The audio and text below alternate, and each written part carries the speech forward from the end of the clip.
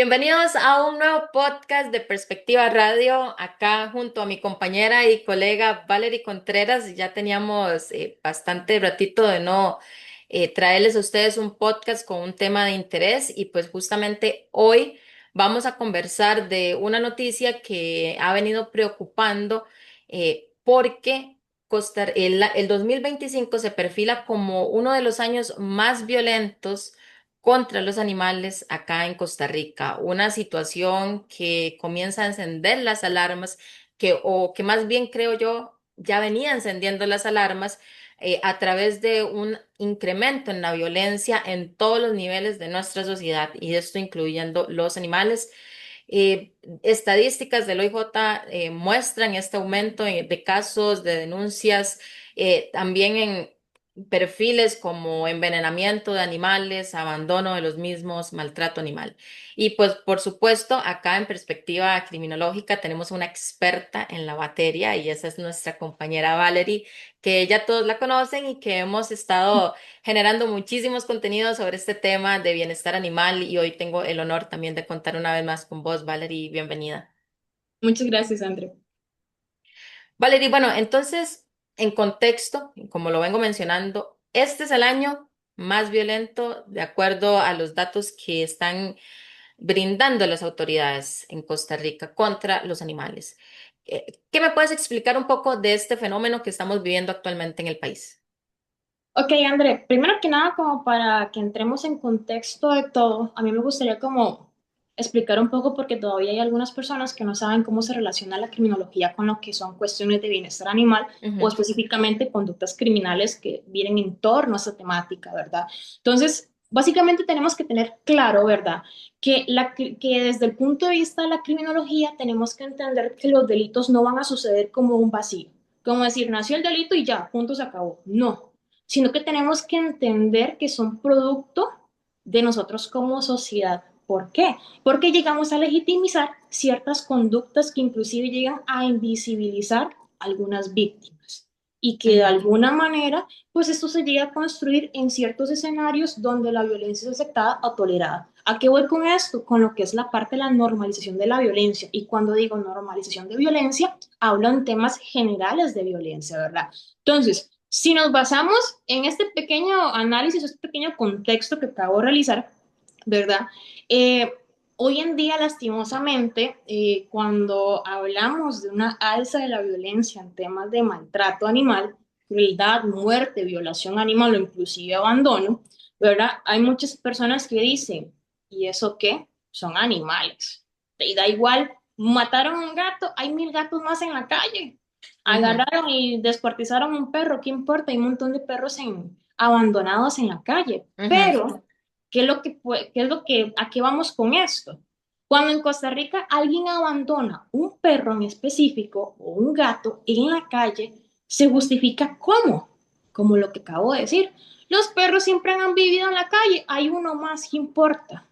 ¿Qué importa? Son un montón. Entonces, ¿qué estamos de frente? Estamos frente a un claro ejemplo de una normalización cultural de la violencia. Entonces, nosotros como sociedad estamos normalizando totalmente ese tipo de cosas. ¿A qué voy con esto? Lo mismo ocurre en un ambiente o un contexto diferenciado, ¿verdad? Cuando, por ejemplo, un vecino mata o envenena animales para resolver un pequeño problema de basuras. ¿A qué voy con esto? Siempre tenemos perritos callejeros en nuestros vecindarios que lastimosamente los perritos, por no tener sus comidas durante su día, esos perritos llegan a romper las bolsas de basuras que nosotros ponemos en las calles para que el camión de la basura recoja dicha basura, valga la redundancia. Co- Entonces, llega un vecino de mala fe y resuelve ese problema de basura. Problema de que llega, rompe y todo listo. O inclusive tenemos siempre un vecino que tiene que trabaja 24/7, que no tiene tiempo, pero que a pesar que no tiene tiempo, tiene animales en su casa. Entonces, ese perrito o perrita pasa ladre y ladre y ladre todo el día. Entonces llega el vecino a resolver un problema. Entonces, ¿estamos ante un bien común o estamos ante un acto criminal? ¿Cómo lo puede ver la sociedad? En muchas ocasiones dicen, bueno, dicen, ¿qué importa? Para un bien mayor. No, es una conducta criminal como tal. Entonces, en ambos casos, tanto lo que es la parte de el envenenamiento como el abandono justificado, ¿verdad? Estamos ante una víctima y ante un victimario. Y hay también, adicional a eso, un entorno social que llega a hacer que, a legitimizar o encubrir o inclusive minimizar dicha conducta. Entonces, ¿a qué voy con todos esos ejemplos? Que cuando digo abandono animal, cuando digo envenenamiento en barrios, no son temas que yo me los saqué de la cabeza, no, son temas que han ocurrido en los últimos, digamos que en los últimos 3 meses acá en Costa Rica, lastimosamente. Entonces, ¿qué nos dice aquí la criminología? Que sencillamente no basta con tipificar un delito como tal. No. O sea, la ley de bienestar animal y sus reformas sabemos muy bien que existe y contemplan penas de prisión para lo que es crueldad, muerte y violación animal. Ok, las Ujú. penas están, está la ley, pero ¿qué más? ¿Qué falta? Pero si nosotros culturalmente como sociedad no hacemos nada, seguimos percibiendo a los animales como un objeto desechable por nuestra cultura de consumismo. ¿Qué hacemos, Andrea? Sencillamente la ley se queda en papel. Entonces, ¿dónde está el actuar? ¿En quién está? ¿Me explico? Entonces, eso es lo que a mí, lastimosamente, en esos últimos meses me ha dolido en el alma, porque además de que tenemos un problema estructural de lo que es la parte de la impunidad o la parte de la legislación, deficiencias en nuestro sistema estatal, también tenemos una deficiencia muy grande, muy, muy grande en lo que es nuestro sistema social, lastimosamente.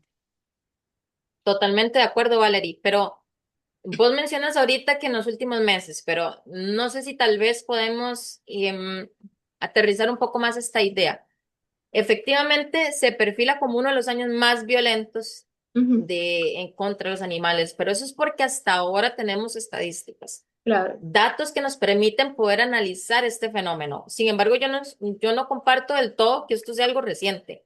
No, Temas de envenenamiento de animales, creo que es una situación, que se da bueno, día que yo tengo a día. de vieja data, porque incluso igualmente yo he tenido mascotas y he pasado por ese proceso de que de un pronto a otro envenenan a la mascotita, ya sea porque, bueno, en el caso mío que yo he tenido gatos, y pues bueno, los gatitos a veces son un poquito más inquietos y generan muchos problemas, o que hay un problema que estamos teniendo, que obviamente al ir aumentando la población y a tener espacios más reducidos para las viviendas, donde ya los animales no tienen tantos espacios para verdes, para poder estar y caminar activamente y libremente, ha tocado realmente adaptar los espacios para también esos animales. Y esto genera una situación o desencadena más bien una serie de situaciones que llevan acá, porque me gustaría que entráramos a hablar ahora sí de ese perfil que vos mencionaste. Bueno, ¿ante qué estamos? ¿Estamos ante nada más un acto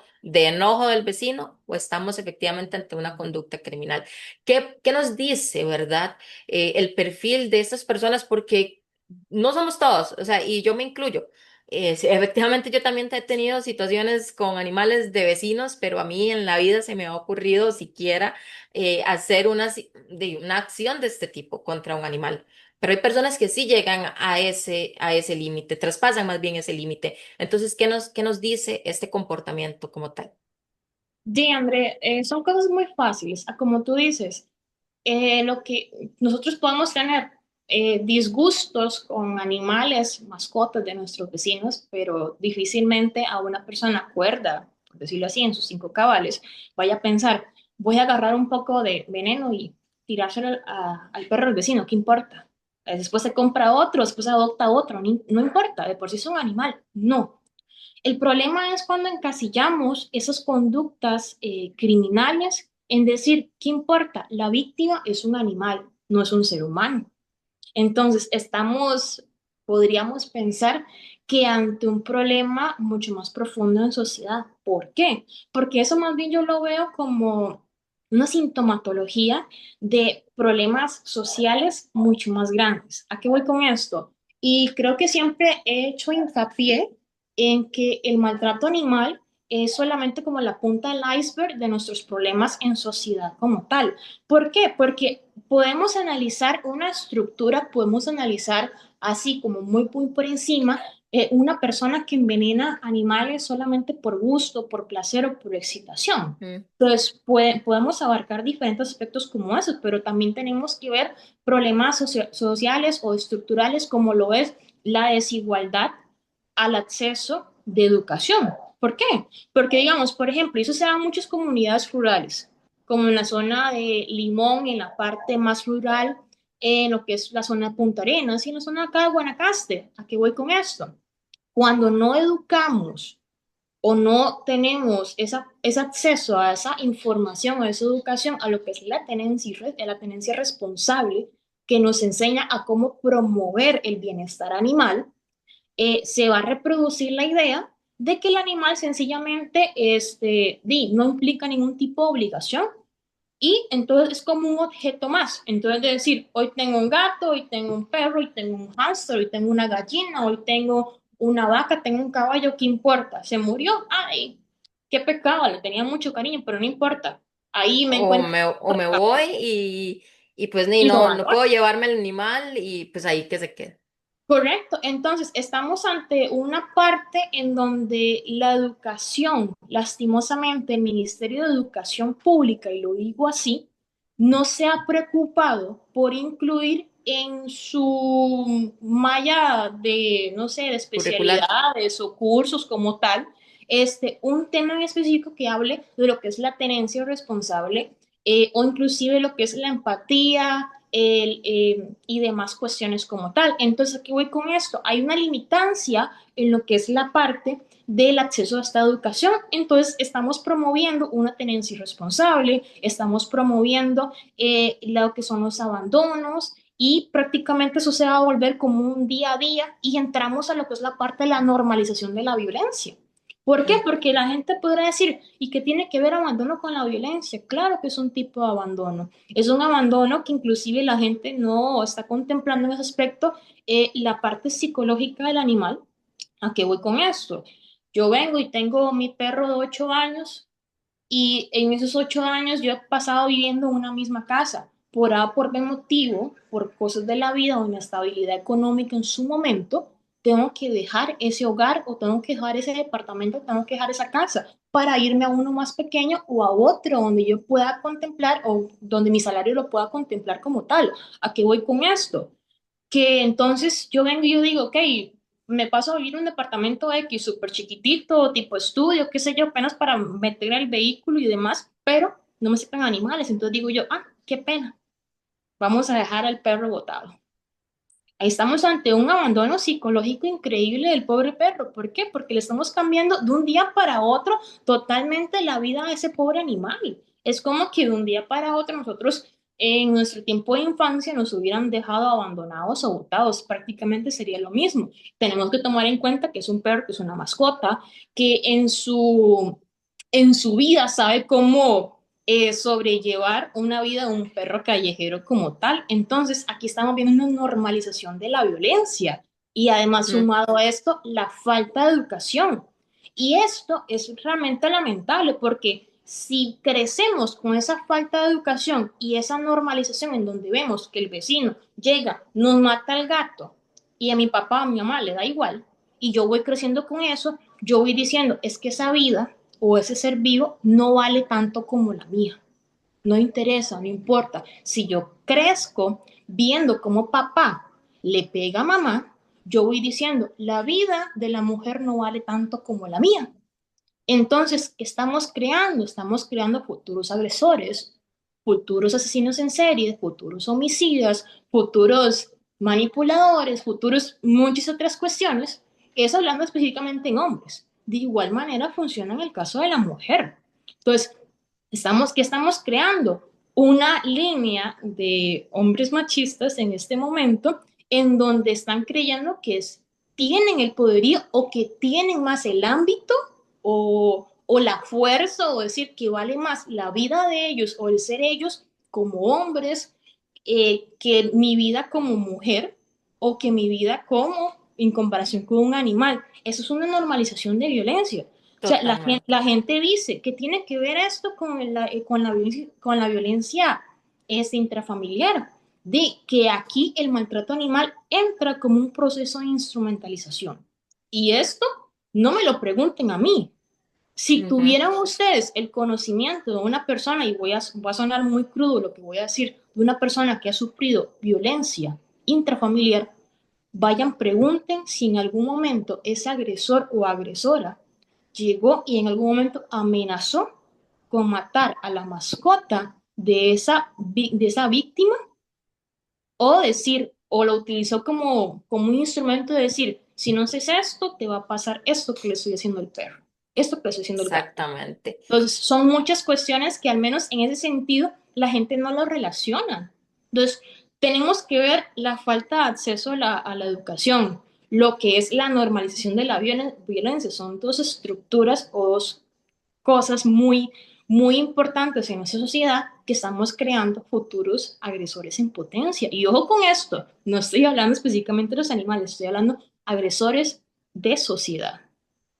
Así es, y me gustaría como hacer énfasis un poco en eso que mencionas de la dinámica de cómo se utilizan los animales como un instrumento para ejercer violencia contra la pareja, y porque también existe casos donde mm, los niños que viven en esos ambientes em, empiezan a manifestar comportamientos violentos con las mascotas en sus hogares. Claro. Entonces, ¿por qué? Porque ellos están en este círculo de violencia donde hay agresión entre sus padres y esa frustración llega y la empiezan a desarrollar contra esos seres que están más cercanos a ellos. Y posteriormente podemos ver a ese niño desarrollando estos comportamientos a nivel de escuelas o colegios, porque ya tenemos casos bastante preocupantes a nivel de nuestros centros educativos de violencia.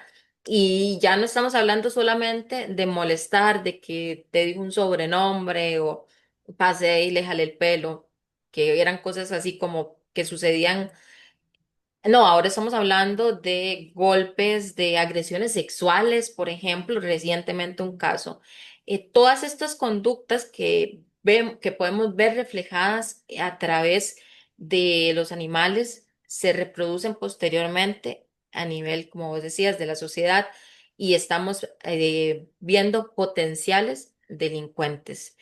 Y quisiera tal vez que podamos hacer un poco brevemente, porque sé que es un tema muy extenso, pero también utilizar a los animales para fines criminales, para el crimen organizado como tal, en donde ya tenemos casos en allanamientos para desarticular bandas acá en el país, donde se han encontrado muchos animales muertos, congelados. También hemos visto el uso de estos animales para ingresar drogas a centros penitenciarios. Podemos hablar un poquito más de este tema, andar un poco en estos detalles. Claro, al menos todo lo que estás haciendo hincapié, podemos verlo como un sistema o como un tipo de instrumentalización animal en general. Entonces, no nos abarquemos solamente en lo que es Ujú. violencia intrafamiliar, porque vamos a esto. Cuando observamos que hay niños, niñas o adolescentes en un ambiente familiar que están empezando a tener conductas violentas con animales, estamos ante una escalada de violencia, lo que yo le llamo escalera de violencia. ¿Por qué? Porque empezamos con especies menores, ¿verdad? Cositas muy pequeñas, ya con el tiempo el niño se va estimulando mucho más, eso tal vez ya no le va a crear el placer o la excitación que sentía en su momento, Ujú. ¿verdad? Y entonces va evolucionando. ¿A qué evoluciona eso? Podríamos verlo ante un bullying, como lo que estamos viendo hoy en día con lo que son nuestros centros educativos, que son bullings muy violentos. Entonces yo me pregunto, ¿qué hay en el ambiente familiar De ese de ese joven. niño o niña, a ese adolescente que tiene esa potencialidad de violencia para llegar, a violar, abusar sexualmente a un joven mucho menor que él o inclusive agarrar y apuñalar a otro? Y dentro Solamente del porque mismo le cae centro mal. educativo, que eso Dentro es lo que más preocupa. Correcto, dentro del mismo centro educativo, porque ojo con esto, yo no le he hecho la culpa a los pobres profesores que están ahí porque tienen que ver muchos estudiantes más. No le he hecho la culpa, ojo con eso, que es como un 50-50. No le echo del Ujú. todo la culpa al sistema educativo, sino también a los padres. ¿Por qué? Porque son los padres de familia, son los responsables de velar que sus niños lleven buenos valores o que sean respetuosos con todo ser vivo, por decirlo de esa Pero manera, volvemos ¿verdad? a lo mismo, desconocemos en qué contexto están estos jóvenes a nivel de hogar, Correcto. A ese porque es el punto. podríamos estar hablando justamente de una dinámica de violencia Intrafamiliar. intrafamiliar, en donde solamente vemos esta réplica. Entonces sí hay todo un tema ahí detrás del tema, porque yo sí pienso, perdón ahí que te interrumpa en esa parte, porque yo sí pienso que hay una responsabilidad del Estado como tal. Claro. Vamos a ver. Efectivamente, la familia es o sea, es el primer, por decirlo así, el primer filtro que tenemos a nivel social para, pues, crear ciudadanos responsables y de bien. Pero esto no es posible de controlar. ¿Por qué? Por múltiples razones. Indistintamente de las razones o de las dinámicas familiares que existan, el Estado tiene una obligación con los menores de edad. Ujú. Y a partir de ahí, si este primer filtro falla, ¿qué está haciendo el Estado que debe velar? Porque todos estos jóvenes menores de edad están bajo su tutela y por algo se protege a la niñez de esta manera. Sí, no estoy hablando del personal docente, estoy hablando del sistema como tal, del sistema Sí, educativo. Para mí sí falla al 100% claro. porque no logra, no solamente brindar o dotar estas herramientas a los centros educativos, porque acá conocemos los datos. Si tenemos las estadísticas, tenemos los conocimientos, sabemos de estos temas a nivel profesional como vos y yo, de que esto existe, pero ¿dónde están esas políticas para que esto se dé dentro de un centro educativo? Que podamos ver como un joven llega y comete una agresión sexual dentro del baño de un centro educativo, por ejemplo. Si hace esta conducta ahí, es porque para él eso ya es Lo ha normal. visto, lo ha Es aprendido. normal para él, o sea, no tiene Correcto. temor ni siquiera de ser descubierto o señalado, ni, o sea, por lo menos diría uno, bueno, tal vez lo hace en un ambiente más privado. No, o sea, esto ya nos habla de que esta persona no tiene ni siquiera ningún afán El en pudor. ocultarse como tal. Sí. Y esto me parece, no sé, bastante grave. Esto, como dices, a mí me da miedo. ¿Por qué? Porque si un adolescente en escasa juventud está manifestando un tipo de conducta tan agresiva como tal, tan violenta como tal, que puede llegar a ser más de adulto. O sea, estamos ante, o sea, ante un futuro violador, ante un futuro agresor, ante un futuro homicida. Y yo me Correcto. pregunto, ¿y los padres de familia? Ahora bien, ese ambiente, ¿qué podríamos estar ante ese ambiente? Tal vez un ambiente de normalización de gritos, donde papá le pega a mamá, donde es normal que vea tal vez, no sé, viendo a otros adultos teniendo relaciones sexuales. Entonces el niño crece con esa normalidad como tal en su ambiente comunal o su ambiente familiar. Entonces dice, es normal que hagan esto acá o inclusive en donde se llega a minimizar la imagen de la mujer como tal, en ese sentido, en donde dice, ok, yo puedo hacer esto con mi novia, con mi pareja, porque sencillamente es mi pareja, es mi posición, mi posesión, es mía, yo puedo hacer con ella lo que me dé la gana. Ujú. Entonces, llega un punto en donde hay una alteración mental en ese joven y dice, yo quiero agarrar a este, quiero hacerle esto y nadie me puede decir nada. Así Entonces, es. vamos a lo mismo, ¿ante qué tipo de normalización de violencia estamos? Y eso es algo muy grave. Y esto que nos estamos dando cuenta porque la madre de la víctima denunció.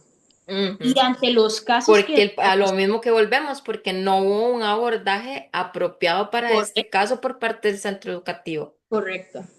Y eso es muy lamentable porque estamos viendo que estamos ante un sistema educativo donde tolera la violencia y es totalmente muy poco empático. O sea, ¿cómo es posible que a lo que yo he escuchado, que llega el joven, va donde un profesor X y Ujú. le dice lo que pasó y el profesor no actúa como tal, no activa protocolo? Dios Lo mío, manda para la casa. Correcto, entonces son cuestiones que uno dice, esto no es posible que esté sucediendo en nuestro sistema educativo. Y vuelvo y repito, hablo de sistema educativo como tal, porque en los últimos años se ha venido viendo un deterioro grande en nuestro sistema educativo, entonces estamos creando personas con tolerancia a la violencia, donde Ujú. dice, puedo hacer lo que se me dé la gana en cualquier ambiente, y hablo específicamente de los colegios. ¿Por qué? Porque ya los profesores no controlan a los adolescentes como tal. Entonces dice, ay, puedo hacer lo que me da la gana. Entonces, ¿qué estamos creando? ¿Futuros qué? Futuras personas que no tienen Futuros un delincuentes. objetivo de vida, futuros criminales, futuros muchas, o sea, muchas cosas realmente que más bien vamos deteriorando, que vamos para atrás. Ahora bien, si abarcamos toda esta parte de la instrumentalización del maltrato animal, si lo vemos desde un ámbito criminal, como una estructura criminal como tal, de Andrea, muy fácil ver que tenemos estructuras criminales en donde hoy en día, como el antiguo cartel de los Zetas, que utilizaban lo que eran perros y gatos vivos, ¿verdad? Para entrenar a sus futuros sicarios.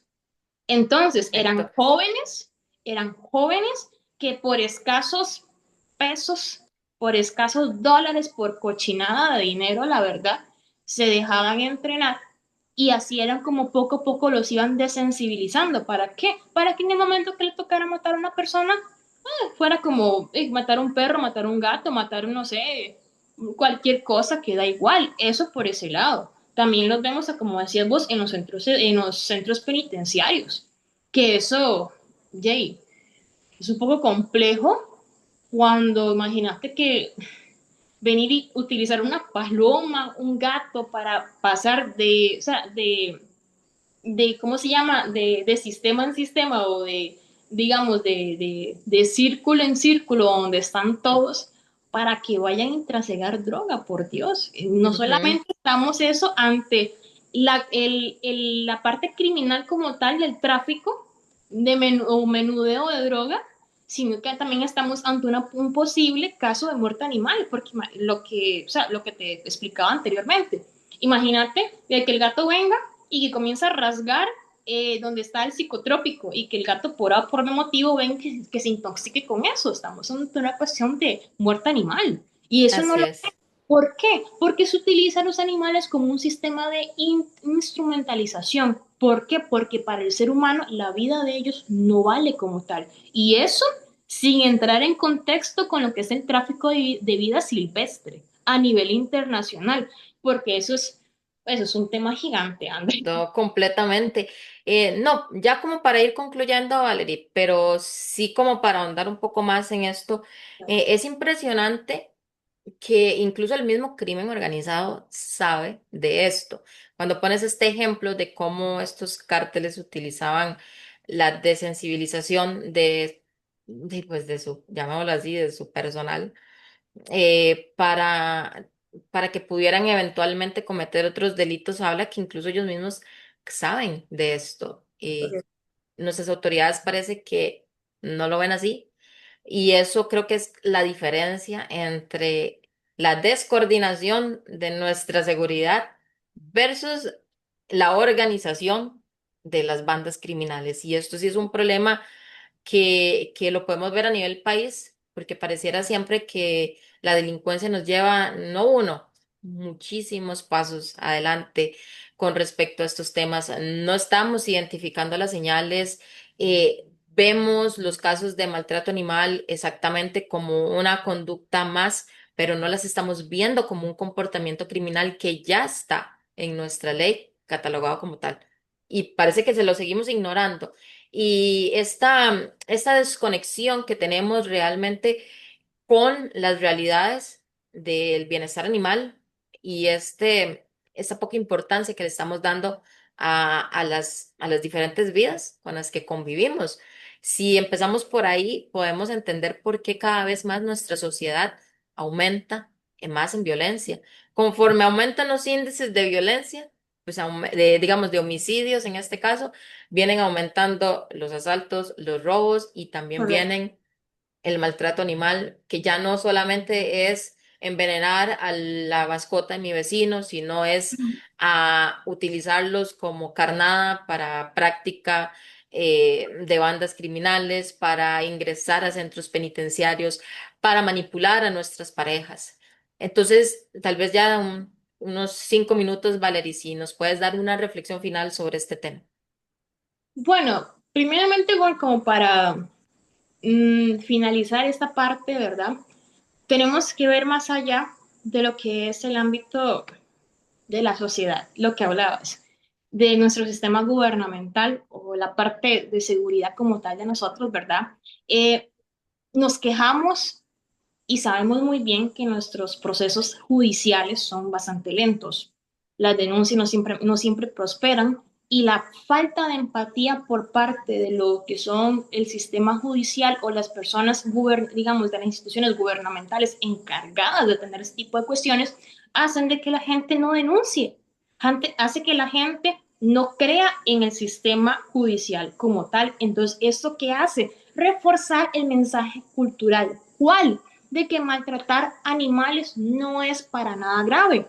Y Andrea, por Dios, si dejamos la mente cuadrada que Ujú. algunos mantenemos y decimos, por Dios, es la punta del iceberg. El maltrato animal es la primera sintomatología de que ese joven, ese adolescente o ese señor que mató 14 perros o que encontraron 14 perros muertos en su casa, no está bien de la cabeza. Por supuesto que Entonces, no. ¿ante qué estamos? Ante futuros agresores, ante futuros homicidas, ante futuros asesinos en serie. Recordemos de que el maltrato animal es una de las primeras características del perfil criminológico de un asesino en serie. Entonces, vuelvo y te repito, ¿a qué voy con esto? Que el cambio que debe de haber en todos nosotros no solamente es tarea para los jueces, para los fiscales, para las policías, sea la policía de fuerza pública, la policía municipal, la policía judicial, es tarea de todos nosotros como sociedad en conjunto. ¿En qué? En educar, en denunciar y en no tolerar y transformar nuestras relaciones con otras especies o con cualquier forma de vida como tal. ¿Por qué? Porque si decimos, es que eso no es trabajo de nosotros, es trabajo de lo que es la parte gubernamental, sí, pero si nosotros no le exigimos a nuestro gobierno, a nuestro sistema gubernamental como tal, nosotros como sociedad costarricense, y le hacemos ver a nuestro gobierno o a nuestro sistema estatal de que nos interesa esta problemática, el gobierno no va a hacer nada. Entonces vemos esta alza en violencia. Entonces, ¿a qué voy con esto? No tenemos que normalizar ciertas conductas como el maltrato animal. Hay muchas personas que dicen, ¿por qué ciertos grupos defienden los derechos de los animales? Es que ustedes no entienden el trasfondo que hay detrás de todo esto. Y a mí me encantaría que cuando saquen este podcast, esto llegue a más y más personas, que se reproduzca la información. ¿Para qué? Para que dejemos la ignorancia de lado y que no pensemos que el maltrato animal solamente queda encasillado en cuatro paredes, sino que es la punta del iceberg de muchos problemas sociales que tenemos hoy en nuestro país, muy lamentablemente.